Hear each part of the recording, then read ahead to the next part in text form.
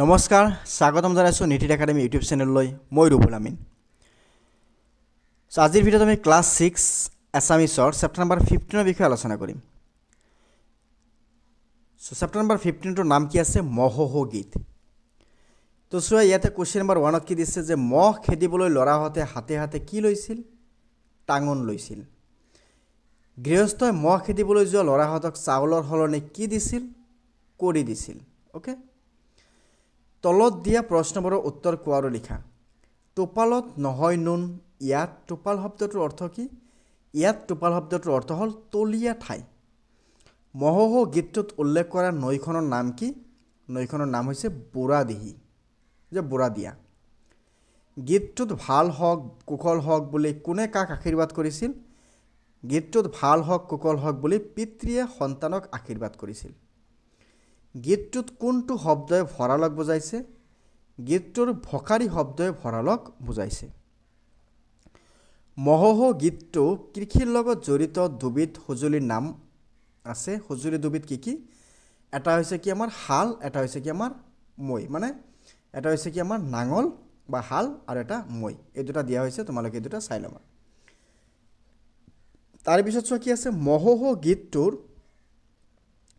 অন্তধ্বনি মিল থকা শব্দবোৰ বাছি উলিয়াই লিখা যেনেকৈ হলো যেনেকৈ নন্দুন কৰিছৰি যাওতে বাওতে ফাল হাল পাটে খাটে মকা টকা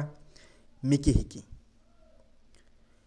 5 নম্বৰ কি কৈছে পাঠটো তোমালোকে চিকি মিকি চকা মকা আদি শব্দৰ জুৰিয়া শব্দ পাইছা এনে ধৰণৰ 5টা জুৰিয়া শব্দ লিখা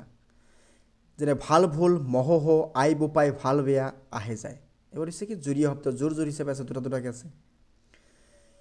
6 নম্বৰ কি আছে বাক্য ৰচনা কৰা ভৰাল আমি ভৰালত ধান ৰাখো মই খুৰায়ে পথাৰত মই মাৰিছে হাল দেউতাই ৰাতিপুৱা হাল বাই আছিল চাউল ৰামে দোকানৰ পৰা চাউল কিনি আনিলে গুহালিত আমি গাই গৰু বান্ধো তাৰ পিছত কি আছে মহহ গীতটিত থকা 5টি বিশেষ্য পদ আৰু 5টি ক্ৰিয়াপদ বাছি উলিয়াই তাৰ মান্য ৰূপবোৰ লিখা যে বিশেষ্য পদ মান্য ৰূপ ক্ৰিয়াপদ মান্য ৰূপ ইয়াতে বিশেষ্য পদ কি আছে ভাখিৰ গুহালিৰ নুন আধেলি হিকি এৰ মান্য ৰূপ কি আছে ভৰাল গুহালিৰ নুনৰ নিমখ আধেলিৰ 50 পইচাৰ মুদ্ৰা হিকি মানে 25 পইচাৰ মুদ্ৰা খেইদা বা খেদিবলৈ কইল্লু মানে কৰিলো দিবাক মানে দিবলৈ খালো মানে খোৱা দিলো মানে দিয়া তলৰ পদবোৰ কি বিভক্তি যোগ হৈ আছে লিখা মাকক এটা মানে ক বিভক্তি যোগ হৈ আছে টুপৰত মানে ত বিভক্তি ৰূপৰ মানে ৰ হিৰলুত মানে ত খুনৰ মানে ৰ বুৰি দিয়াৰ মানে ৰ ঘাটেৰে মানে ৰ মহহৰ বাহিৰে নিজ নিজ অঞ্চলত পালন কৰা লোক উৎসৱৰ বিষয়টি টোকা লিখা তো চোৱা বহাগ বিহু যাক ৰঙালী বিহু বুলি জনা যায় অসমৰ আটাইতকৈ আনন্দময় আৰু জনপ্ৰিয় লোক উৎসৱ এই বিহুত অসমীয়া নৱবৰ্ষৰ আৰম্ভণিৰে চিহ্নিত কৰে আৰু সাধাৰণতে এপ্ৰিল মাহৰ দ্বিতীয় সপ্তাহত উদযাপন কৰা হয় মূলত কৃষি প্ৰধান সমাজৰ লোকসকল এই উৎসৱত খেতিবাতি আৰু গৰু পোহনী আৰু সামাজিক বন্ধনলৈ উদযাপন কৰে বিহুৰ প্ৰথম দিনটো গৰু বিহু নামেৰে জনা যায় এই দিনা গৰুবোৰক ধুই গামোচা বান্ধি যাও খুৱাই সন্মান জনোৱা হয় আৰু দ্বিতীয় দিনটো মানুহৰ বিহু আৰু যত মানুহে নতুন পোছাক পিন্ধে আচল কপৌ ফুল লগাই বিহু গাত গায় আৰু বিহু নাচে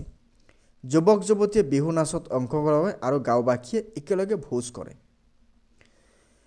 10 নম্বৰ কি হৈছে তলত দিয়া শব্দবোৰ তোমালোকে অঞ্চলত ব্যৱহাৰ হোৱা কথিত ৰূপটো লিখা টাঙন মানে টাঙনি লোন মানে নুন পু মানে পুৱা জুৱাই গুহালি গোট ভৰাল মহ খেদিবলৈ গীতটো এটো কি কৰিছে যেটো তোমালোকে গীতটো গাবলৈ দিছে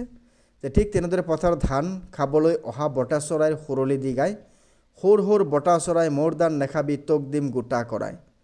তোমালোকে চৰাই চিৰিকটি জীৱ জন্তু আদিক মাতিবলৈ বা খেদিবলৈ পঠিয়াই গীত সংগ্ৰহ কৰি লিখা আৰু গোৱা তোমালোকে এটো নিজে নিজে কৰিবা মহে আমাৰ কি উপকাৰ সাধন কৰে লিখা যে মহে আমাৰ উপকাৰ সাধন কৰে তো চাবা যে আমি সদায় কি গম পাওঁ যে মহে আমাক কামৰে মেলেৰিয়া হয় কিন্তু এটা কি কৈছে মহে কিন্তু হেতু কি যে এটো মহ বেলেগ আৰু এটো মহ বেলেগ এটো মহ কি যেটো আমাৰ হে চাৰি ঠেঙিয়া যেটো মহ আছে হেতু মহৰ কথা কৈছে যে মহে আমাৰ কৃষিত বহুত উপকাৰ কৰে যে মহে পথাৰত হাল বাবলৈ সহায় কৰে আগতে মানুহে নিজে হাল ধৰি খেতি কৰিছিল কিন্তু এতিয়া মহে এই কাম সহজ কৰি দিলে ওকে কিন্তু আজিকালি আৰু সহজ হৈ গৈছে আজিকালি ট্ৰেক্টৰ ইউজ কৰা হয় ঠিক আছে তো এইখিনি আছিল আমাৰ চেপ্টাৰ নাম্বাৰ 15 কোশ্চেন এনসাৰ আমি যিখিনি আলোচনা কৰিলোঁ আশা কৰোঁ তোমালোকে ধুনীয়াকৈ বুজি পাইছা সো আমি পৰৱৰ্তী ক্ষেত্ৰত কি কৰিম যে যেহেতু এছামিছৰ গোটেইখিনি বস্তু আলোচনা কৰিলোঁ আমি সায়েন্সও শিকিম আমি সোশিয়ালো শিকিম আমি ইংলিছো শিকিম আমি সব শিকিম সো তোমালোকে আমাৰ চেনেলটো সাবস্ক্ৰাইব কৰি ল'বা লগতে বেল আইকনটো দবাই ল'বা সো আমি আকৌ লগ পাম পৰৱৰ্তী ভিডিঅ'ত ধন্যবাদ